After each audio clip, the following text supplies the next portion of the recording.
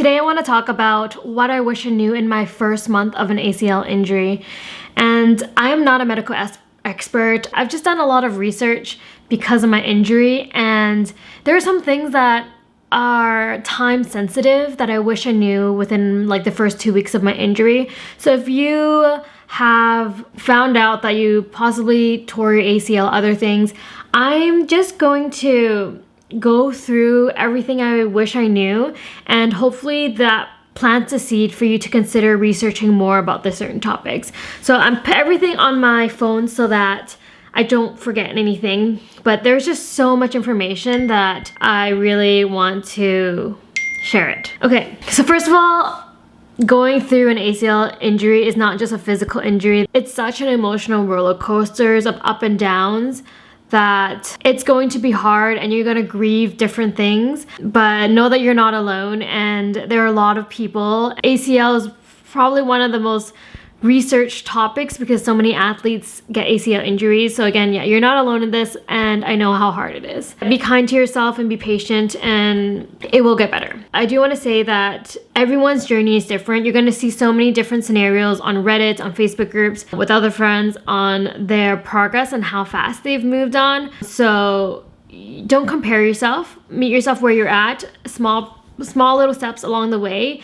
Everything you've done in the past has prepared you for this moment. Whether it was the pandemic where you had to stay home a lot more and figure out what to do with your time, all the training you've done, all of the gym sessions you've had, they have built the mindset and resilience for you to go through this. So all the training you've done in the past is not a waste, okay?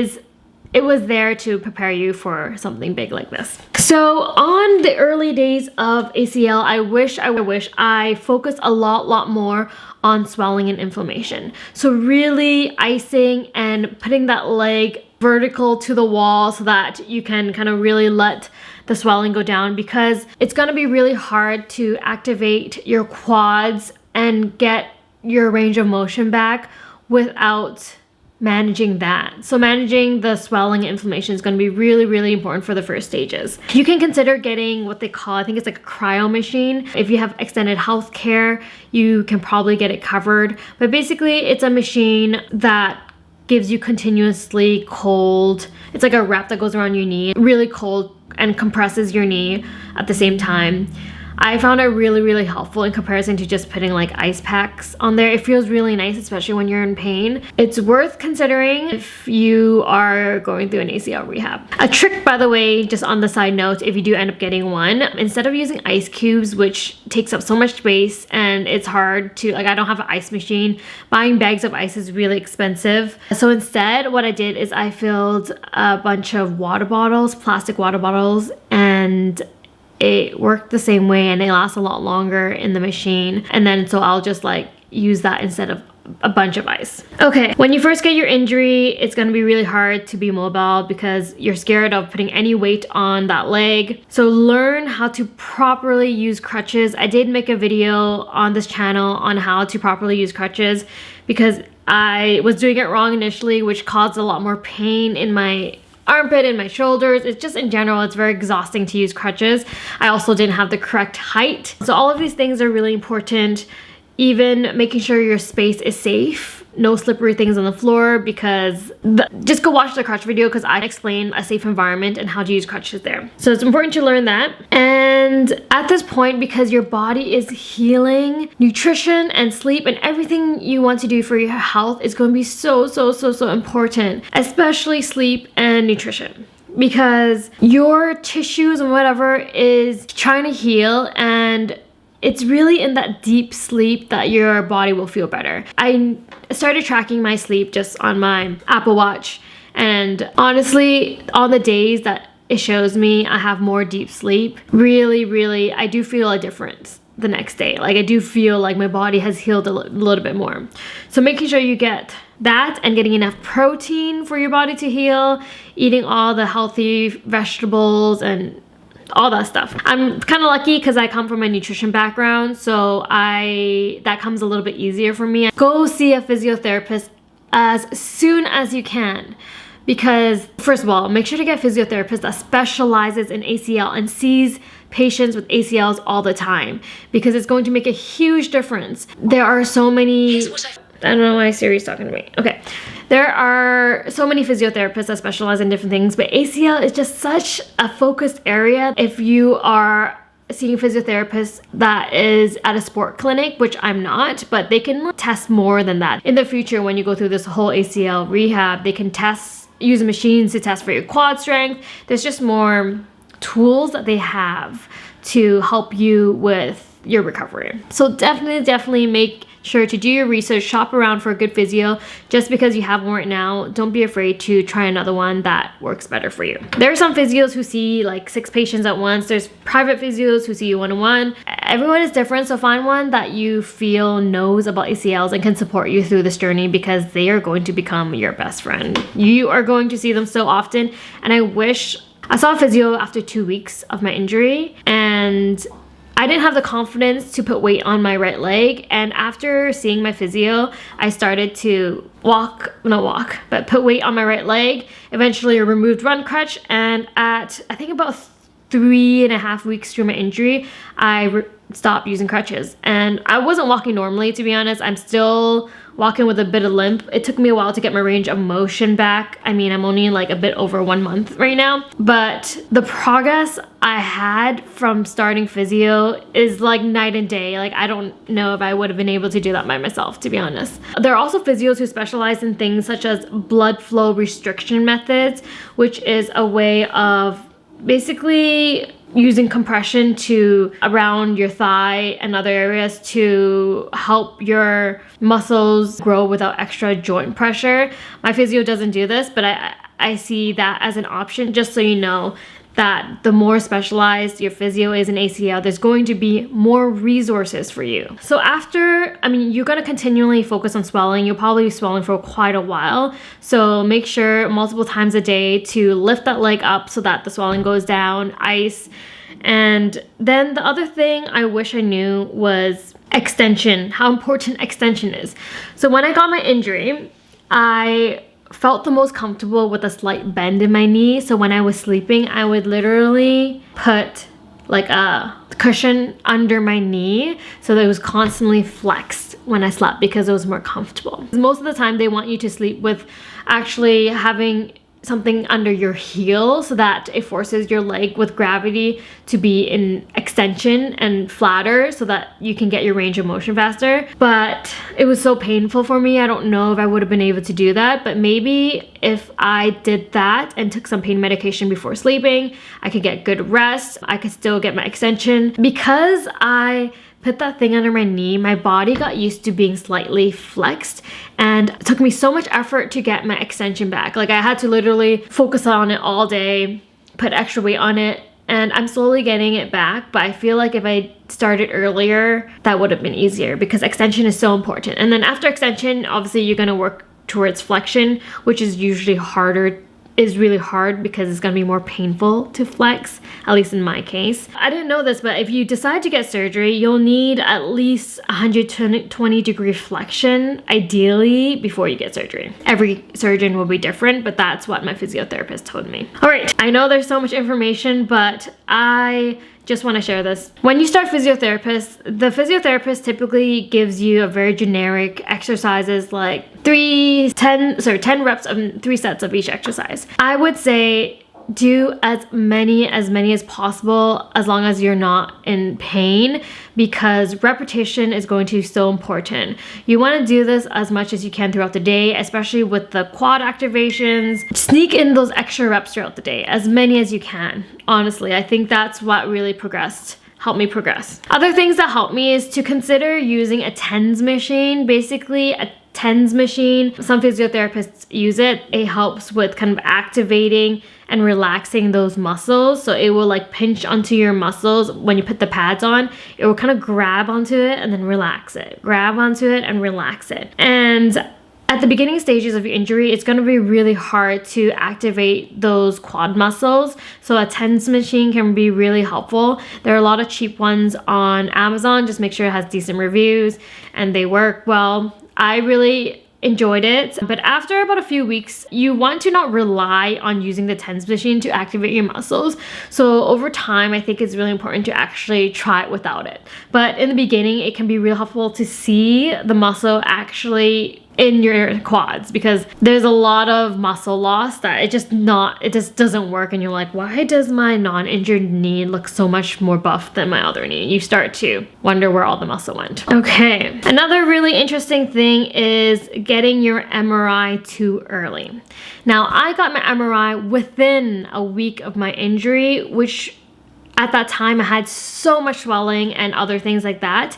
And I got to see my surgeon, and he said that sometimes a sprain or anything can look over exaggerated or over read on an MRI when it's too early. He ideally wants to see your MRI after a few months. And so my MRI showed like LCL tear, MCL tear, meniscus tear, and obviously a full ACL tear.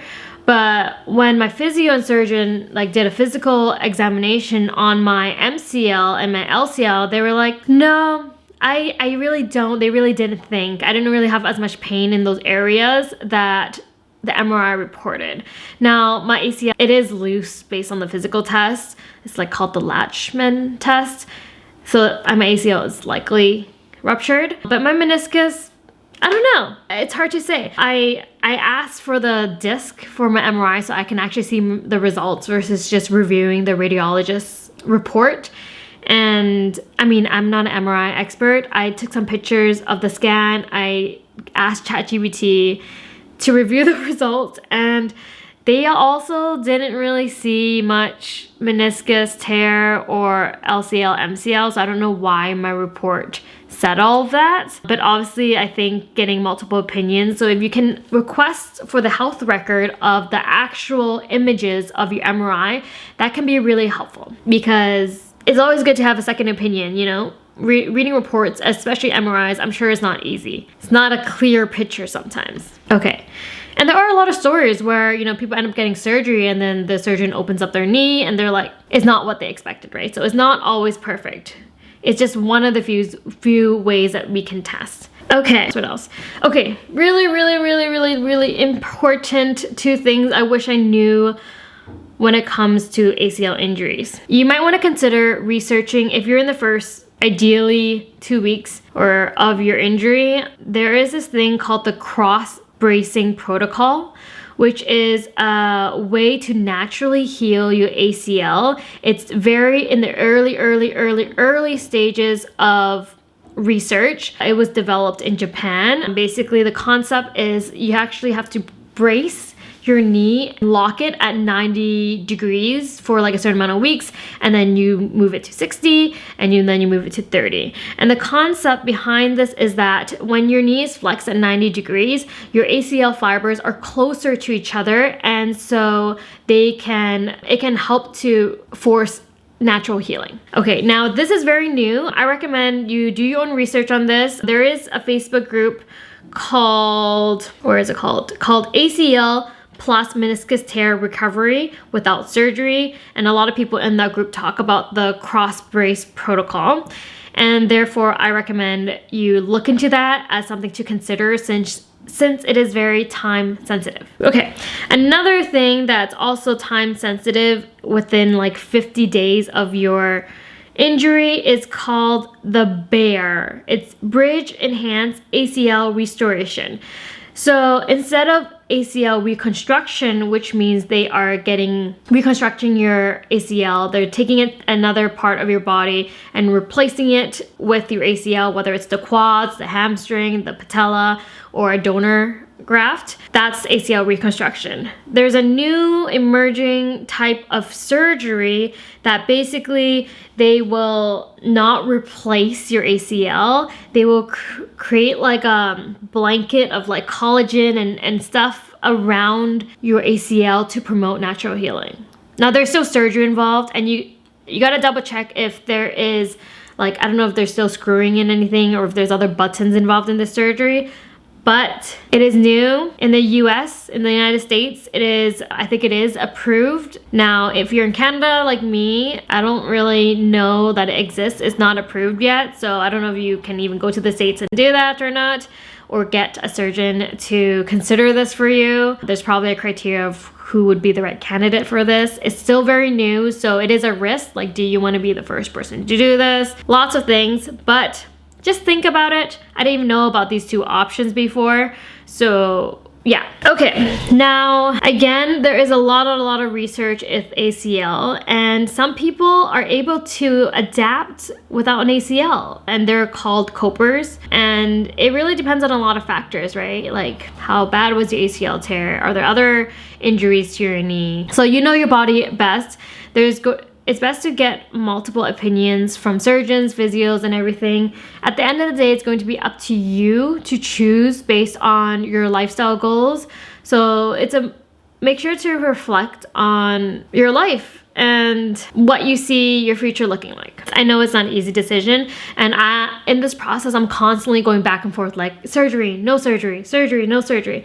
My surgeon told me that it's too early for them to say if I need surgery or not, but I'm gonna see him again in 2 months and decide and see where my knee function and stability is at that time. Because another rabbit hole that you might end up in is the risk of osteoarthritis in the future of your knees, whether you get surgery or not. There is so much conflicting research on osteoarthritis on surgical and non-surgical patients. So the risk is higher in both areas. Whether you don't do surgery or not, you already have trauma to your knees. So there's so many factors involved in that risk. Just because you do surgery, there isn't that much research to back up that it actually decreases the risk of osteoarthritis.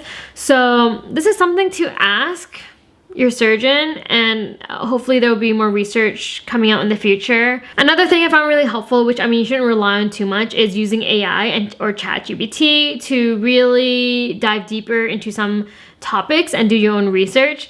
If you have the paid version of ChatGPT, there's an option for you to do deep research, and so you can ask it to look at all the most relevant research papers related to ACL and the emerging research behind it. I have a science background, so I can actually look into these studies and understand the limitations of each study, but it's a good way to really see what's happening in the field of ACL. Thank you, ChatGPT. But it's not a replacement for professional advice, so I would still really talk to your surgeon, your physiotherapist, and everyone who has direct experience with ACLs. The limitation with long-term research is that surgery is probably way better now, and when they look at research in the last 20 years, like 20 years is a long time, and it's constantly changing, so do what you think is best for you. Okay, and only a few more things here. I know this is long, but I spent so many hours, and these are things I wish I knew. Let me take a break here. I'm drinking protein, getting as much protein as I can. Okay, now there's so much information that you can come across, and my recommendation is to meet yourself where you're currently at and do research on the current stage you're in, because the information will be endless. Even professionals in the ACL industry, they are constantly learning. So the best thing to do is to focus on the stage you're at, so you can learn as much as you can that's relevant for you and that's actionable for you, because you can do all this research, but it doesn't really mean anything until you're there. Similar to if you have a kid, you're not going to do research on like teenager management if you have a 1-month-old, right? So I think it's really easy to get caught off guard into the rabbit hole of ACL, and I've been through there, but now I'm focusing on very much the current moment, what I can do right now, because I really believe in use it or lose it. So I'm reflecting on how I incorporate more movement into my life, and reflecting on what future sports do I really want. Because if I were to think back, and if I knew the risks related to certain sports, would I have done it? There are so many sports I enjoy. So playing, the high risk sports that I did, which is ball hockey, basketball, volleyball, those are all high risk pivoting type of sports. And to be honest, I just did it because I have been doing it for a while, and I have friends who do it as well. But there are actually so many other hobbies that I enjoy, such as yoga, dance, running, what else? Swimming. So if I really reflect, I mean, I'm constantly changing and between surgery and non-surgery, and it's gonna be a constant thought process for me to consider or not consider. But anyways, if I really think about it, personally, I'm actually not a super competitive person. Health is like my priority. Wellness and longevity and health is the most important thing to me, and I can find joy in so many other things outside of the pivotal sports. So if I really think about it, I miss dance, I miss yoga, I miss lateral, just running or going for a hike or swimming. And these are all much better for my joints in the long run.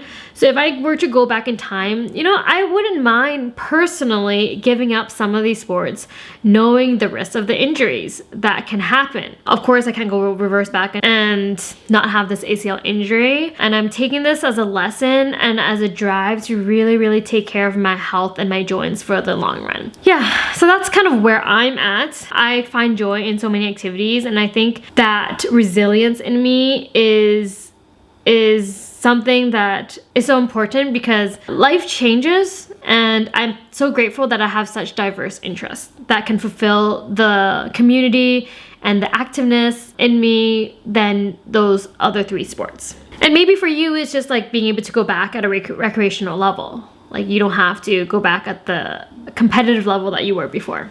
Another thing I did recently is called a DEXA Scan. It's quite expensive. It's normally like $100 to $250 in Canadian per DEXA Scan. The DEXA Scan measures your body composition, like your muscle, your fat, your bone density, and it even tells you like how many pounds of muscle you have on your left leg versus right leg, your right arm, and all those things. And I found a really good deal, and I paid $35 for this DEXA Scan, which I find really helpful as another motivation of measurement, because the weight on the scale is one thing, but being able to know the imbalances possibly in your body, or even the visceral fat on your organs, which is like the bad fat, can help motivate you to try to make changes, like focusing more, on balancing your muscle, focusing more on reducing processed foods and all these other things so that you can reduce the visceral fat, the dangerous fat on your organs. Something to consider, not mandatory, but I personally love knowing my body composition. And things such as making sure you have enough protein, supplementing a little bit of extra protein because your body's healing. I take a lot of supplements, so I take omega-3s, I take calcium, vitamin D, I do take probiotics. I personally find turmeric really helpful for me. I struggle with chronic neck pain, and I find that turmeric works for me. But again, there is power in placebo. So if you believe it works, science says actually might help you more. So it's really interesting. Even the research behind ACL, people who think that they need surgery might be worth it to do surgery because just the thought that they think it will help them. The power of placebo is insane. So I've been also doing other things like red light therapy, which I don't know if it works, but I think it works. In my mind, I'm like meditating as I'm doing red light therapy on my knees. I'm doing a lot of journaling, obviously reflecting and trying to relax my body as much as I can. I think because of the injury, my injured leg is a lot more guarded. Even when the physiotherapist or surgeon are trying to like bend my knee a little bit, they can tell that I'm guarding, which is my natural reaction for my body to protect itself from its injury, right? It's kind of, there's this fear, the mental block of not wanting to injure myself or be in pain. So I think body muscle relaxation and meditation can really help to be aware of your body and help it relax. But anyways, recovery is not a sprint, it is a marathon, and try to take it day by day. And at the end of the day, this journey and your knee is, and your body is up to you on how you decide to rehab it. Everything is going to be up to you. So try to make an informed decision. And remember, you did the best you could given the information you had at the time. I constantly remind myself, that's probably one of my favorite quotes, because given the information I had at the time, I didn't know about ACL risks. I've barely got injuries my whole life. The only injury I've got is like a mild ankle sprain. And my injury happened during ball hockey. I didn't warm up for that game either. All these other things that I wish I did, but given the information I knew at the time, I did the best I could. We never choose to have this happen to us, right? But I'm here with you, and this journey is not easier, but let's come back stronger than ever. And the final thing I'll say is you can't rush the process. There is no accelerated ACL, right? You can only do the best you can, but make sure to listen to your body. It is trying to heal, and it will get better, trust me. Every milestone. The other day I was able to really get better range of motion, and I cried because I'm like, oh my gosh, I'm here, like it's improving, and every little step counts.